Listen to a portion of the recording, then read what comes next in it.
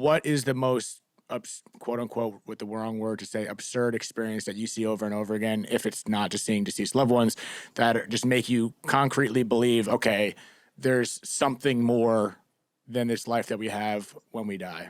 Yeah.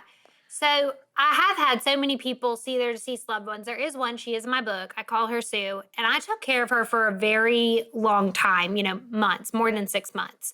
So I knew her very, very, very well. And she was one of my first few patients that I had as a hospice nurse. And whenever you get to know someone well, you trust them, naturally. And she was actually extremely religious. And whenever she thought she was going to die, she had COPD. So she had an episode where she could not breathe and she thought she was going to die. I thought she was going to die. And she told me that when it came down to that second, she questioned her beliefs. She was like, when I was facing it, I was like, is there nothing? Is there about to be nothing? And she was scared. And this was someone who was extremely, extremely, extremely religious.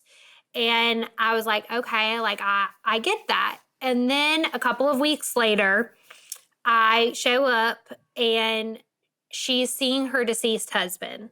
And there is this calmness. And I asked her, I said, are you scared of dying like you were before? And she said, no, I'm not at all. And when he had come to get her, she was not scared at all. And for me, I was like, wow, that's really something. Whenever he was finally there to get her, that she felt complete calmness. And I see that all the time. And then I left that day knowing that she was about to die. And I put in my book where I was like, I am dreading her death. I just don't know how I'm going to be able to handle this. I had seen this woman 3 times a week for 7 months. And I just kept saying, I don't know if hospice is right for me. How can I be a good hospice nurse if I am dreading my patients' deaths? I know that this is going to happen. And so, of course, since we were so close, I told everyone, I'm going to be on call. Even if I'm not on the call schedule, you need to call me when she dies. I need to be there for her. We were very, very close. And so when I thought she was going to die, the next morning, I hadn't gotten a call all night. So I call her son to check on her, planning to go see her first thing that morning. And he told me that she had died the night before. And I was like, I'm so sorry. There must have been a horrible miscommunication. I thought everyone knew to call me. I was going to be there for you. I'm so sorry. And he said, Dad, who's her deceased husband, told her that you can't handle it and to not call you. And for me, that was a moment that I was like, wow, that's insane, because no one knew those thoughts that I had had. And I mean, it was very true. I definitely could not have handled it. Oh man, I just got the chills. It's like, and once again, those goes back to those anecdotal stories that it's like you don't, it's like until you experience that personally and you ring that to be true, how do you explain that? Once again, it goes back to I don't know, maybe things don't have to be proved, just believe what you believe, but something like that hit so home, it was so accurate. It's like, I love hearing these stories because I'm torn. I don't know what the hell I want in regards to what happens after. It's like, life is exhausting enough, but if we keep going on for eternity, that sounds really exhausting. I don't know. I'm just I've heard people going on say a rant that. in my thoughts right now. You know what I mean? Yeah, it's all common, but I mean, what's your opinion, or in your community of hospice nurses, or scientifically, whatever? Is there any people that are listening? I've had near death experiences on. I've obviously had you on before and discussed these phenomenons. Is there any inkling or room for being like, oh, this is just the brain playing tricks on you, and people have these relationships with their deceased loved ones, they could easily just be dreaming, but then I hear the correlation of it feels way too real. What I mean? When I have a dream, I haven't had a near-death experience or these visioning experiences, obviously, but I could decide. I feel like if I had a guess, there would be a massive difference. I know what a dream feels like, even when it feels real. Is there room for thinking that the brain is just playing a trick on these people, or it's just straight up something else? So the reason I don't think that, and I have delved very far into this because I, of course, had those questions too.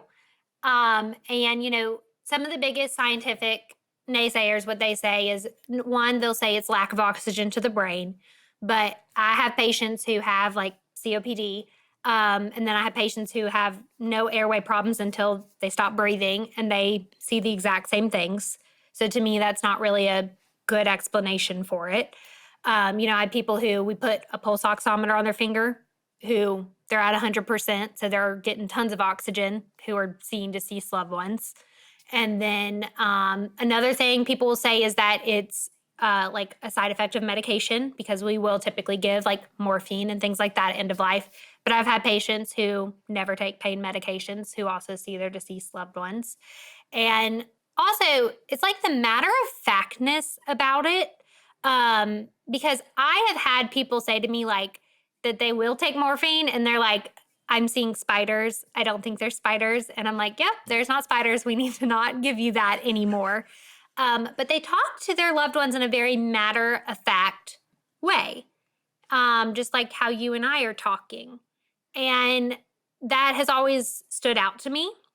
And then the other thing that people say is DMT, which is like basically a drug, that they say might be released right before death from your brain. But I found a scientific article talking about DMT, like people taking DMT and scientists studying them. And what they saw does not correlate with what I have patients see. They were seeing rainbows and unicorns and the walls were moving around them. And I don't have patients report that at all. If they were, I would think they were having a side effect. They're just seeing their deceased loved ones. And it's nothing more than that, really. Occasionally pets, but that's their loved ones, in my opinion.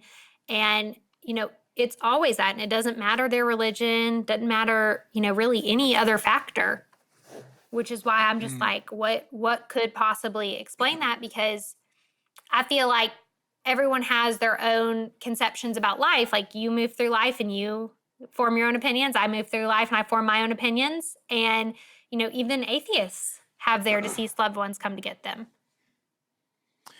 See, I'm interested in tapping in that. Do you have any experience or any thoughts on people that, because you had the experience of someone who's very religious and she questioned it, but then I'm curious about the opposite side of the spectrum as to what you just mentioned, someone at the end of life that didn't believe in an afterlife, and you've seen those people shift? Yeah, but a lot of people think that they're like suddenly like religious, and that's not the case. I have one in my book who's an atheist, and he told me I just don't think that anything happens once we die. And maybe a week later, his deceased sister came, and his wife, who was also an atheist, was like, you need to fix him. Something's wrong. Something's very wrong. And the patient was like, this is just my sister. I don't know why you're so scared of my sister. Like, stop being like that. Like, she was being like rude to a guest or something, which I thought was very funny. And I told her, I was like, this is normal. It's okay. And she was like, I told you I did not want you to bring religion into this. Like, she was upset. She was like, I told you that. And I was like, no. And we have like pamphlets, like medical scientific pamphlets that we give out that explain that this happens. And so I brought out the pamphlet and I was like, this happens no matter. Like, it's not about religion. Like, this happens to so many people. And we don't know why, but I'm sure everyone draws their own conclusions. And she was like, okay. And she accepted it, really. This happens to so many people. And we don't know why, but I'm sure everyone draws their own conclusions. And she was like, okay. And she accepted it, really.